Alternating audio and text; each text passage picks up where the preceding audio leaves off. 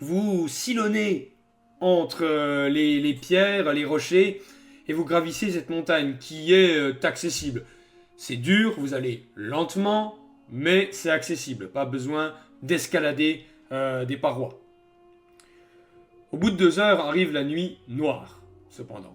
La fatigue globale arrive sur le groupe, sauf sur le CERT. Est-ce qu'on peut se mettre sans doute à l'abri dans une petite grotte ou une petite crevasse Oui, vous discernez un petit abri sous roche, de 3 mètres de profondeur sur 2 de haut. En vrai, on peut à la rigueur s'arrêter là, hein. Moi, ça me semble pas déconnant. On a amené du bois en plus pour faire du feu. Ah, avant que ta torche elle soit finie, on va s'en servir pour allumer le feu. Sous cet abri sous roche là. Très bien. Faisons comme ça. On fait notre petit feu pour dormir et puis. Aucun on dort. problème, vous mettez le bois, vous savez faire un feu de camp, la torche finit dans le feu de camp, allume le feu, et ça vous fait une belle source de chaleur, car les journées sont relativement chaudes, mais les nuits sont froides. Avant d'aller me coucher, juste un petit truc, je dis à Arik de veiller au grain quand même. Je lui tapote sur l'épaule et je lui dis veille au grain comme d'habitude. Et puis en faisant un signe de remerciement de la tête. Tu vois. Moi je suis exténué, je me suis défoncé la gueule par des corneaux, donc je vais dormir. Je mange avant de De dormir. toute façon, il faut que tout le monde mange, sauf si vous voulez avoir des Ouais. malus. Enfin, tout le monde sauf le CERT, évidemment. Donc une ration en Donc, je moins pour bouffe. tous. 2 rations pour moi en moins parce que mon chien bouffe aussi. Hein, à un moment ouais. donné, il faut qu'il se nourrisse. Ouais, ouais. Surtout que ouais, là, Donc, il n'y a vraiment rien dans la montagne de comestibles, donc oui. Ok, très bien. Vas-y. Pendant le premier tour de garde, je propose à Arik de faire quelques passes, on va dire, de boxe. En soi. Arik, voilà, je vais lui dire directement. Est-ce que ça te dirait pas, là, un petit peu, qu'on s'entraîne, toi et moi? On doit retenir nos coups ou on porte des vrais coups? Ah bah, si tu peux éviter de me péter un bras, ça m'arrangerait quand même, effectivement. Très bien. Par contre, pendant vos 2 heures où vous êtes ensemble, à vous entraîner de façon amicale, faites-moi les deux un test de perception auditif. La spécialité. 25. Bien. Moi j'ai Le pas d'oreille, sonar. donc ça marche. D'accord. Je suis un sonar. T'entends quelque chose de volatile, d'assez gros quand même, hein. C'est pas un petit oiseau, un petit moineau là, qui passe au-dessus de vous. Mais très vite, hein. Ouais, je lui dis, t'as entendu? De quoi? Je sais pas, il y a un espèce de gros truc qui vole au-dessus de nous, là. J'ai l'impression. Ah, Je peux déterminer dans quelle direction c'est passé? Alors oui, tu peux déterminer que ça venait de derrière vous, donc de la descente, et que ça allait vers la montée, de bas en haut. Ok. Voilà. Bah, du coup, je regarde Arik et je lui dis, c'est comme si ça venait d'en bas, d'où on vient. Ça partait direction en haut de la montagne. bah écoute. Tu sais, quand tu me dis ça, du coup, moi j'avais ressorti moi, de ma masse. Ouais. Mais tu sais, je chope, bah pas. Enfin, j'infantile un petit peu. Je chope vraiment, tu sais, Lizzie par le callback. Puis tu sais, genre, je la ramène derrière le feu en mode, bah vas-y, refous-toi sous le rocher. Et puis tu sais, je reste vraiment tout seul, planté comme un piquet Ouais. à l'avant du feu, on va dire. Tu sais. Très bien, donc il te prend comme ça, il te met, allez, hop, et puis il se met aux aguets. Léonard, hein, tu te réveilles juste Ok, avant bon, l'aube. bah, voilà. Juste Parfait. avant l'aube. Et tu vois Rick, alors lui qui est dos à toi, planté comme un piquet, vers le feu qui s'éteint, la masse posée sur le sol, et qui regarde. Qui semble Bah, du coup, aux aguets. je sors de l'abri sous roche et puis vu qu'il semble aux aguets, je vais me mettre un peu devant lui, tu vois, pour pas gueuler à l'intérieur de l'abri sous roche et réveiller les deux autres. Ouais. Du coup, il s'est passé quelque chose, Arik, cette nuit que t'as l'air d'être celui qui vive là. Écoute, au début de la garde, Lizzie a entendu quelque chose de très imposant voler au-dessus de nous. Mais beaucoup trop haut pour entendre quoi que ce soit ou voir quoi que ce soit pour moi. Ok. Bah du coup, est-ce que j'ai, je connais des espèces d'oiseaux, des gros oiseaux, genre que j'aurais entendu qui ouais. viennent de la faune de Perce-Ciel ou de la faune de Cyclo. Tu as des gros Fais-moi un oiseaux. test d'intelligence. Pur et dur. Tu n'as pas ton bonus. 20. Ok. 0,2 tête. Ok, très bien. Ok, très bien. Donc, les oiseaux réputés pour être gros et en plus agressifs, ça va être les faux rocs, mais présents sur Perce-Ciel seulement. Ok. Voire peut-être des Oui, harpevents, présents eux aussi sur Perce-Ciel. En Empire, le plus gros des oiseaux qu'il y aura, ça va être des aigles sur le sommet des montagnes ou des rapaces du genre. Donc bah, ça peut être ça, quoi. Ah, ça peut être C'est ça, oui, peut-être bien un, sûr. Ouais. c'est peut-être un alphar ou alors c'est un gros rapace. Des montagnes, quoi. Bien sûr, ça peut. Ok. On regardera si on. Je dis à Harry que, du coup, si c'est des gros rapaces comme on trouve en Empire, on cherchera des traces si on trouve des nids dans la montagne demain, au lever du jour. Suivez le chemin. Elle vient d'où, cette putain de voix? Elle vient du haut, du sommet, derrière des massifs rocailleux. Ah, du coup, là, je me retourne, tu sais. Bah, on voit rien. Ou vraiment, non. en insistant, on peut voir. Par contre, vous ne voyez rien, mais vous entendez. Là, il cherche pas à se cacher. Encore le flap, flap, flap, flap, flap. Ces bruits d'ailes, et cette fois qui s'éloignent. Bon, bah, du coup, je réveille les deux autres. Debout là-dedans, il y a quelque chose qui se passe. Il y a un enfant qui vient de s'envoler au loin. J'essaie de voir si je peux pas à peine me mettre en hauteur, voir si je vois le battement d'ailes ou un truc qui s'éloigne, tu sais. Ben Ben, non. Mais par contre, maintenant que le jour est là, vous voyez une flèche dessinée, comme avec une espèce de peinture ou de sève ou je ne sais quoi, orangée, qui est dessinée et qui vous montre en bas à gauche.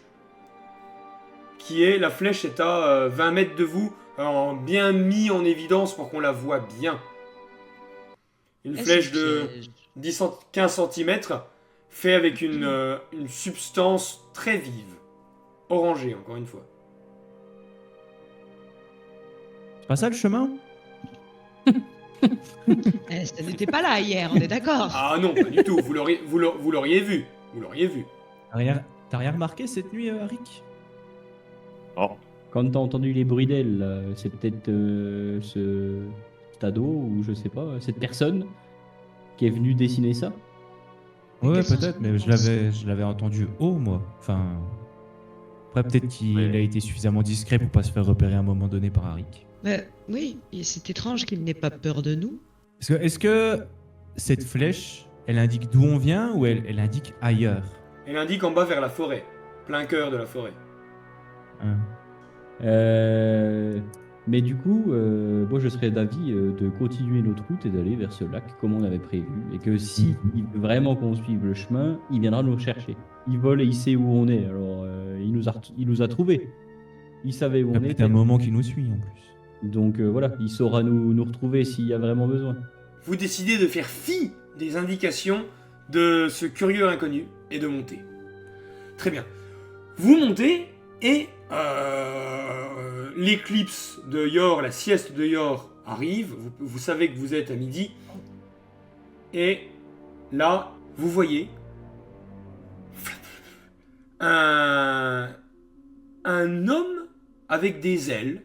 Ça ressemble à un alphare qui se pose sur un pic montagneux qui est à peu près à 30 mètres de vous, bien en hauteur, bien inatteignable, hein, il n'est pas fou.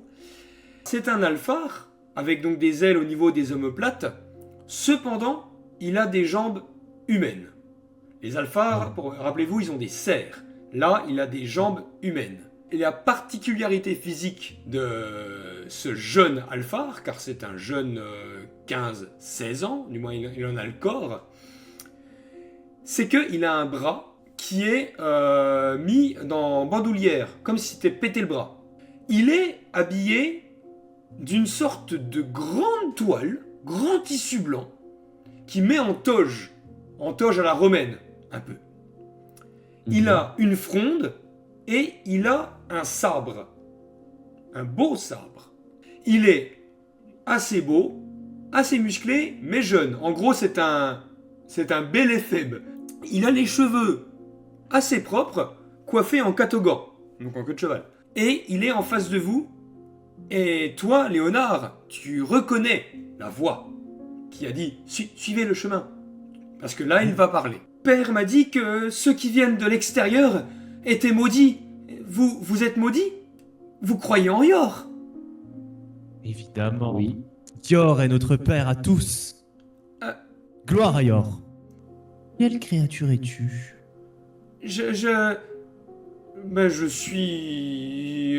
moi, Orphée? Ton père a des ailes lui aussi? Ah non, mon père est un arbre. Quoi? Mon père va me punir si jamais vous allez pas le voir. Et je vous ai mis des flèches et je vous ai dit de suivre le chemin. Faut aller voir mon père dans la forêt. Et vu que c'est un arbre, mais il est dans la forêt. Il est pas là. Qui nous veut, ton père? Il m'a pas dit, il m'a dit il faut que les maudits viennent pour que je les soigne. Tu vois, il y a d'autres personnes comme toi sur l'île ou pas?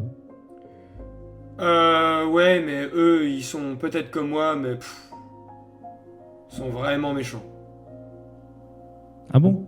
Pourquoi? Orphée! Ça vient de la forêt, d'une voix puissante et grave, mais pas rauque. Orphée! Mais en décibels 100 fois plus, quoi. Et puis il fait suivez le chemin! Et il vole et puis il se barre à fond en direction forêt. Je crois que les hybrides, ça existe. Hein. Bah oui, du coup, oui. Ça va bien l'air. T'avais déjà vu un alphar comme ça, Harik? Non. Yor a créé 4 races. Ouais, mais. On n'est pas censé se mélanger. Il n'a jamais été question d'une 5e race.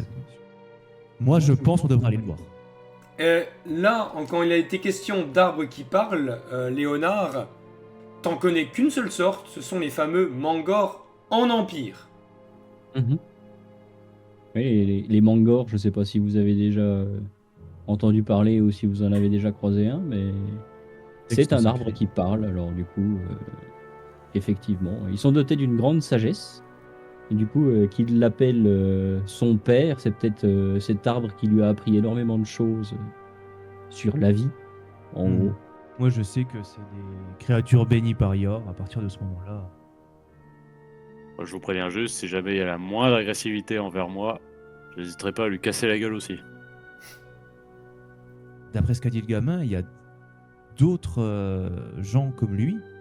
Donc ça veut dire d'autres hybrides qui seraient des méchants. Enfin, d'après ses dires à lui. C'est sûr que s'il y a des hybrides méchants, ça nous éviterait de casser les dents du gamin pour le ramener. Et du coup, on pourrait ramener des méchants. Et du coup, c'est une pierre deux coups. Allons Il voir. dit qu'il va nous soigner, c'est bizarre. Je n'aime pas trop qu'on essaye de me soigner quand je vais très bien. Par contre, question, il avait les ailes de quelle couleur? Ses ailes étaient d'un blanc nacré, semblable Ok. aux plumes, qui est aux plumes blanches parmi les plumes sombres. Eh bien justement, si on le recroise, ce petit Orphée, tu pourras demander, Lydie, si les choses sur la plage est réellement une tombe. Et moi, je lui demanderai où est-ce qu'il a trouvé ces jolies pierres violettes, du coup. Ouais. Allons-y quand même avec prudence. Personnellement, en dessous des...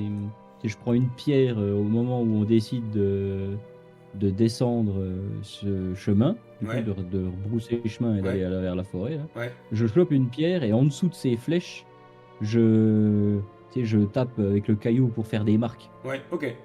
Parce que s'il flotte, la sève elle va couler et on n'aura Ok, plus ça le marche. chemin pour remonter. Ouais, tu effrites un peu les pierres, Voilà. pierres, ok, d'accord, ça marche, pas de souci. Là, en face de vous, vous voyez clairement qu'il y a une espèce de gros chien, plus gros qu'un chien, plus gros qu'un loup. Mais en tout cas, c'est un canidé. Il avance vers vous. Il est seul, mais 10 secondes après, à gauche, vous voyez un autre loup. Et en plus, à droite, vous en voyez un autre. Ils sont clairement en chasse. Ils avancent lentement, tous. Vous avez le temps de vous préparer. Personne n'est surpris. Il y en a un en face, un à gauche, un à droite. Vous avez le droit à 1 minute et après, combat. Pour les loups, je suis à 52. Moi, Ouais. je suis à 23. Paf, dernier. J'ai fait 36 pour moi et 34 pour le chien. C'est Lydie, ça. 36. on a fait tous les trois 36. Alors ça fait Lou, Louve, Cédric, Léonard, Lydie, Stark et Arik. Ok. C'est parti. Donc, Arik, tu te prends la charge du loup. Donc, mouvement plus attaque. C'est parti. Et je fais, ça commence bien, 25. Tu fais quoi?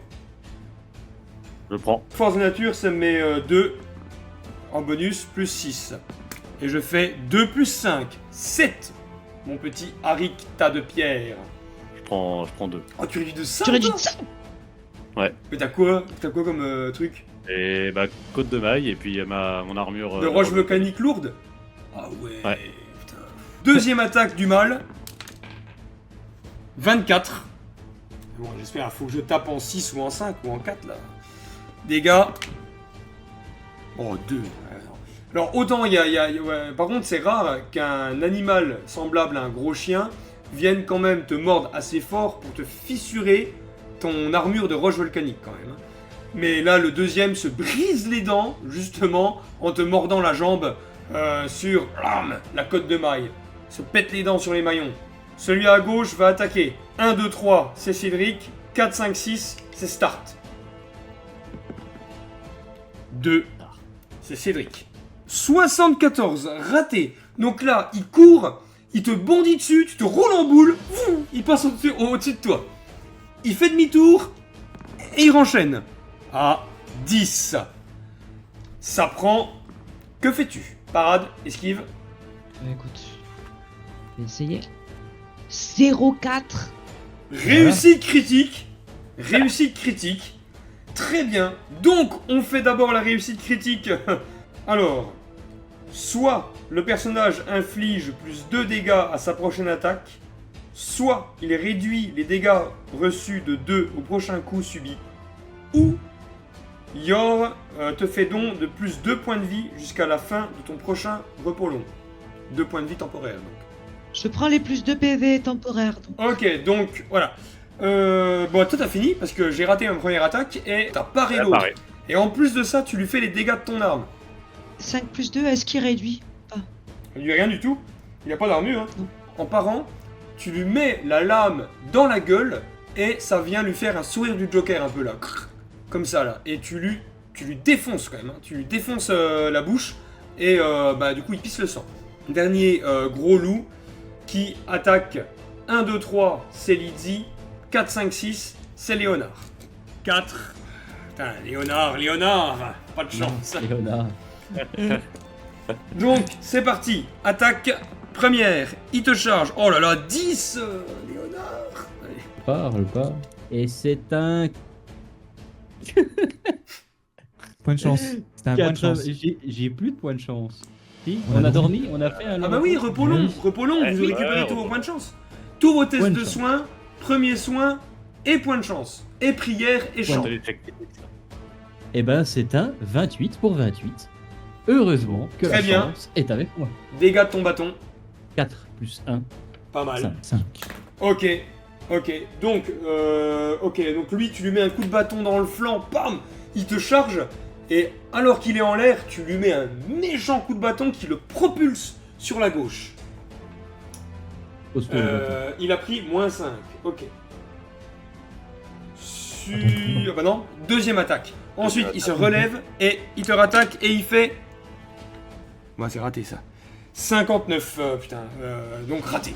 Donc il arrive, et puis là, déstabiliser les côtes fêlées, il arrive et il te met des coups de griffe mal que tu arrives à esquiver. Pas assez rapide. Décidément, les corneaux ont fait plus mal que les loups. Attends, c'est pas fini. Ouais, c'est pas fini. Ouais, c'est pas fini. J'ai fini, en tout cas, moi j'ai fini mon tour. C'est à vous. Ok, à du coup, Cédric. c'était à moi, ouais. Donc, je vais continuer à attaquer avec mon sabre. Mais du coup, t'as. J'ai fait 29. J'ai fait un échec et comme j'ai fait une parade, je n'ai plus d'action, donc... Oui, en effet. Et moi. Allez, Honor. Eh bien, moi, j'utilise mon action pour taper ce loup.